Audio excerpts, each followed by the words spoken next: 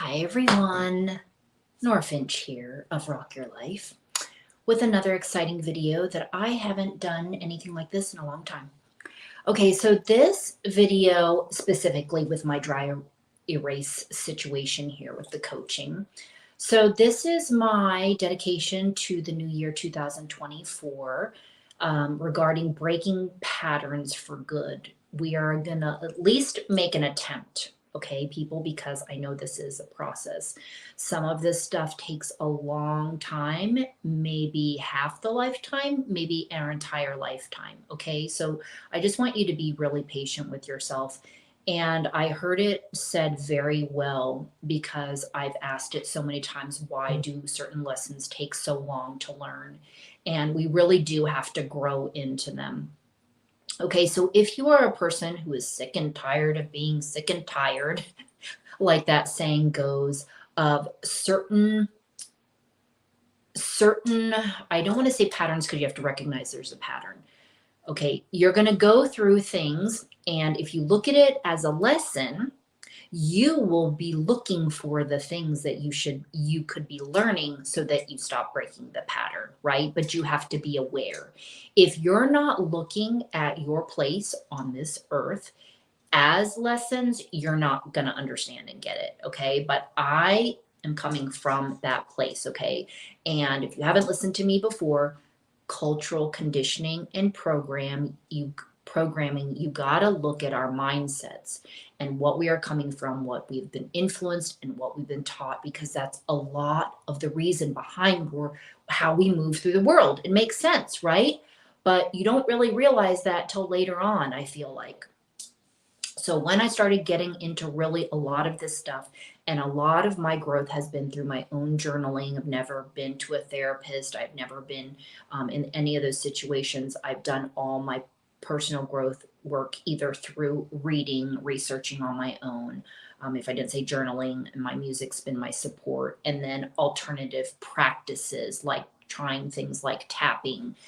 Hypnosis has been around forever, but it's still kind of an alternative thing. It's not like you walk in somewhere and somebody says you need to go get hypnosis. It's usually need to go see a therapist, right?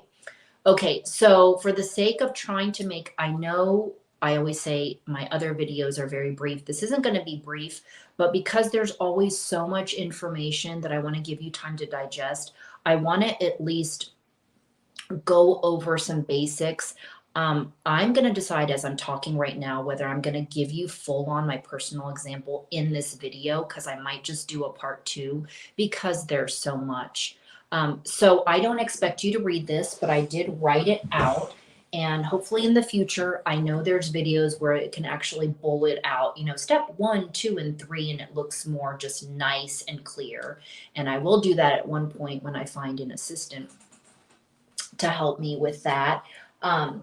But we're going to just do this for now, okay? So I hope at least you can at least follow me and my handwriting. So breaking patterns for good. Decide on the issue that you want to work on, okay? Awareness, whatever it is that you want to work on, okay? I want you to look at your history, right? Of, let's just say, relationships. I was going to give my example of attachment, which has to do with my relationships, but let's look at your history of your relationships. And say, for instance, there is something there, your relationships don't last very long, whatever it is, okay? For whatever the reason, poor communication or whatever it is, okay? Not a match of personalities. I want you to write out all the details, okay? Whatever it is, say that is something you want to have a lasting relationship or friendship, right, with somebody. Okay, write out all the details and look at what is keeping you stuck. What's not benefiting you there? What are you doing? Whatever, like I said, the issue is there, okay? Number 2, why do you keep doing this? Maybe you've asked yourself this before. I really want you to sit down with a piece of paper and do this, people, because writing is going to cause free writing and you are going to get a lot of answers. So maybe you have asked this in your head many times, why I keep doing this? Why do I keep doing this? And you don't know the answer. It's in your subconscious. You just don't know. We'll get out the piece of paper and you will get some answers, okay? Why do you keep doing this? The suggestions, number 3. These are just some ideas of questions, okay? But I'm going to start with, is it something that you fear? Is there something that you fear, which is why you keep doing the thing over and over again, right? Um, I'll give the example of attachment here, but I'm not going to fully go into it. Okay, perhaps I am attaching or was attaching for so long because number one, I love really deeply. It makes me feel good, it makes me feel secure. I fear losing the love. So maybe I want to hold on because I'm fearful of you leaving or losing you, right? Which is an illusion in our minds. It's an illusion. You can't lose love. That's why people always say so and so, they're always in our hearts. But it's an illusion you create in your mind. And this goes hand in hand with me and abandonment. Okay. So losing the love. What do you need to do to release this fear? Now, the example is yes, you could go try to see a therapist. There's all different kinds of ones and non conventional out there, okay? There's hypnosis, there's tapping, where you're actually tapping on different energy meridian points. There's neuro linguistic programming, which sounds very complicated. There's essential oils, but then again, goes back to applying on energy meridians. So, there's a lot of free videos out there on hypnosis on YouTube, but I don't always necessarily trust them, even the ones that I've researched, because I don't really know that they're actually working. And some of them, because I've seen immediate results from some audio I've listened to, not on YouTube, just paid for stuff, and not, do I really need to listen to this for 30 days? And they will always say a minimum of something like that, like 30 days in a practice. So this is called putting in the work, people. And I know this already sounds like a lot, but I still think it's baby steps. It's three things. Become aware of the challenge that you want to work on. Look to see if there is a pattern. Ask yourself why you keep doing this. Are you fearing it? What is it inside of you? You got to really look inside, because more than likely there is a fear. You've heard probably people say like we come from those two places of fear based and love based. But if there is something that's keeping us stuck in a pattern of moving forward to something healthy and good for us, there's a reason that we're doing that, right? And it could be from trauma. Okay, well, what were you fearing in the trauma or whatever it was? What happened to you? Okay, and pick something maybe not so deep to work on. Maybe that's the easy baby, the baby step.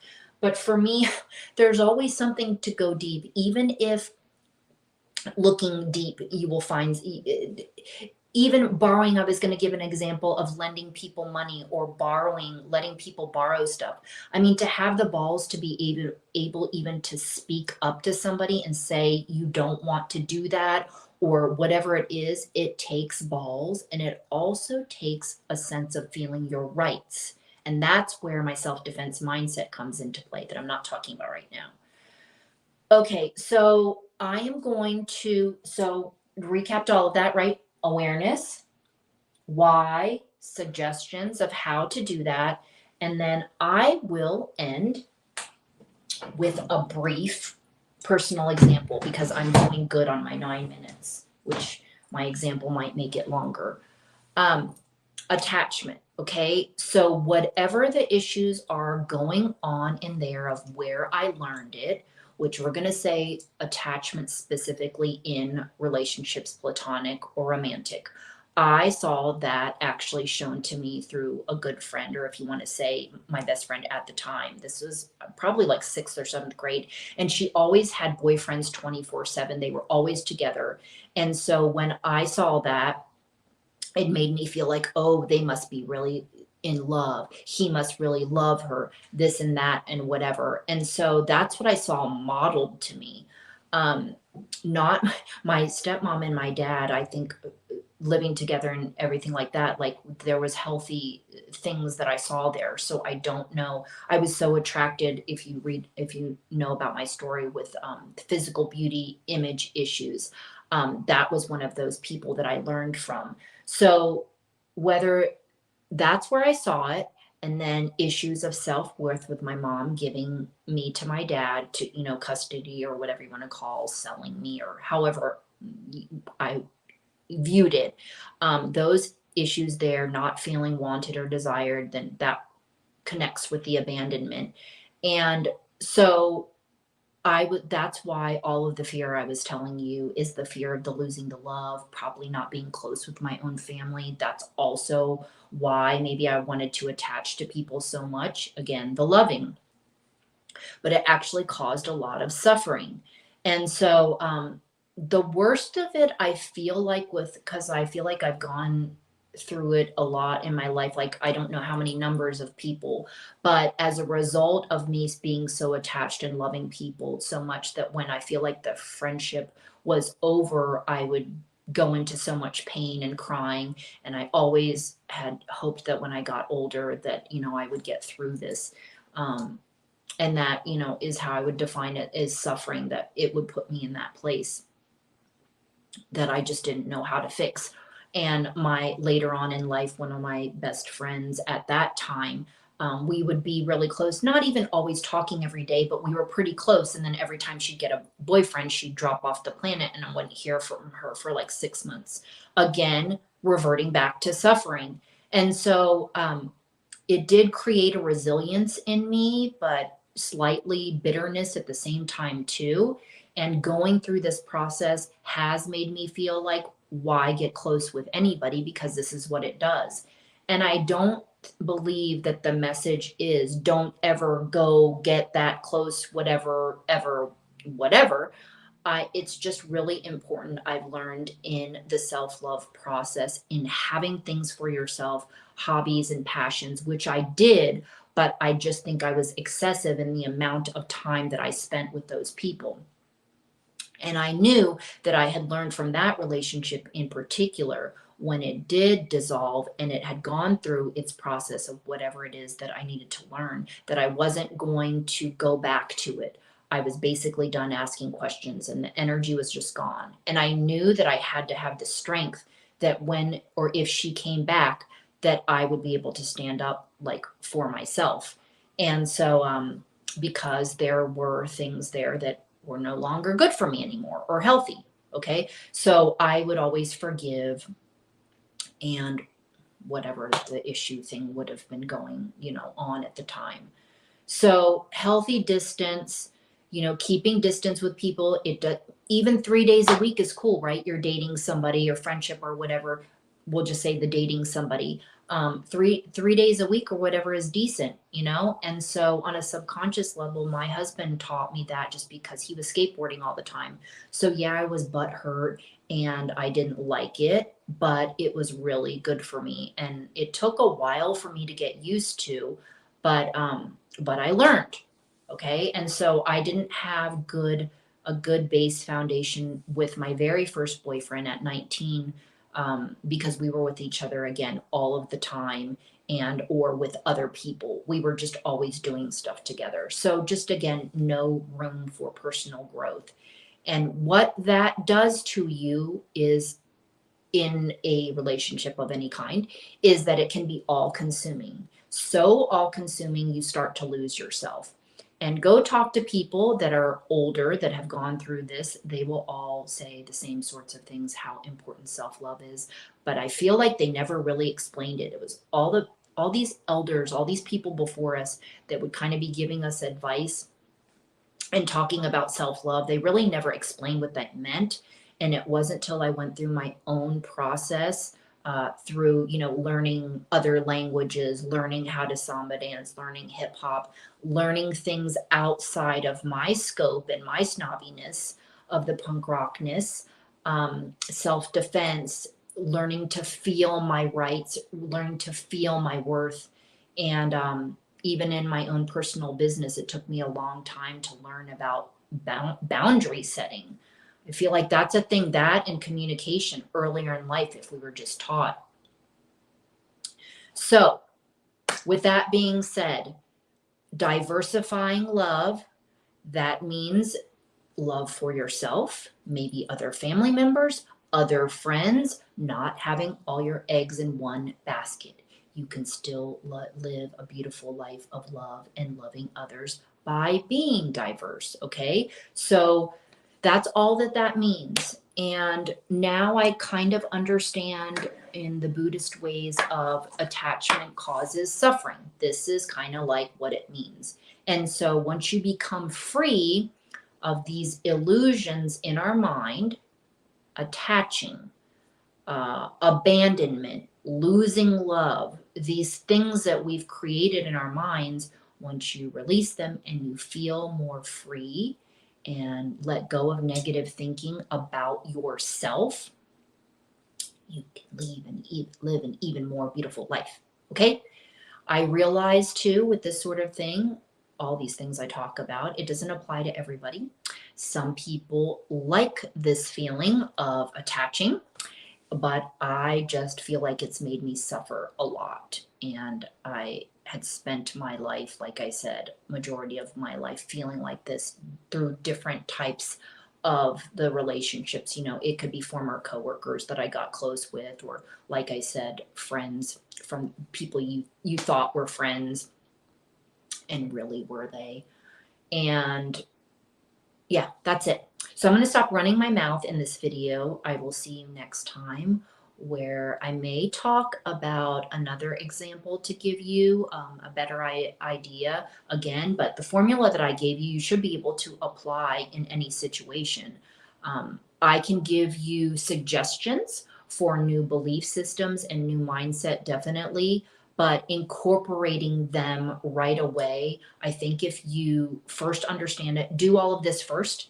If you want to look into some other, like I said, the hypnosis and different things like that, I would encourage it. But like I said, or I've said before in the video that I just made, that this is take two, is that journaling, praying, meditating, being still. Like I said, meditating doesn't have to be overwhelming and all drawn out.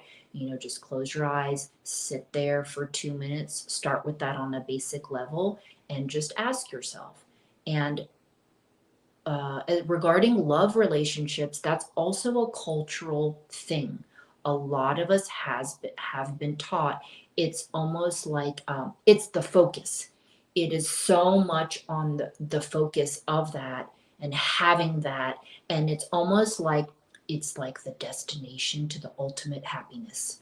Once you find that person, once you whatever have those things externally, then you'll be happy. That's the final. That is what it is. That's what I've been waiting for. And that has not been my experience. So just letting go of a lot of negative thinking about myself, people, and realizing a lot of stuff is illusions and things I've created up in my mind. Just dumb. Just dumb. I feel like a lot of wasted time. Dumb. And so I will see you in the next video. I will work on saying less, and maybe this is a helpful jump start to your new year. I hope that it is. And even if you do one thing on this list, you start with awareness and you write down the details and the history of the thing, whatever it is that you're working on that you want to overcome, or whatever it is. Okay. And good luck to you. And you can do it. And you will feel so accomplished. I'm telling you, because there is a way. You just have to be patient, and you may have to learn these lessons through several times, maybe more than 2, 3, 4, 5. I'm sorry, but whatever it takes to get through your skull. Like I said, it's taken me years for some stuff, but I can tell you that there's definitely different options, and there are options outside of a therapist. Okay, while they can provide value too. All of my work has been outside of that. Okay, thanks for listening, and I'll see you next time. Bye.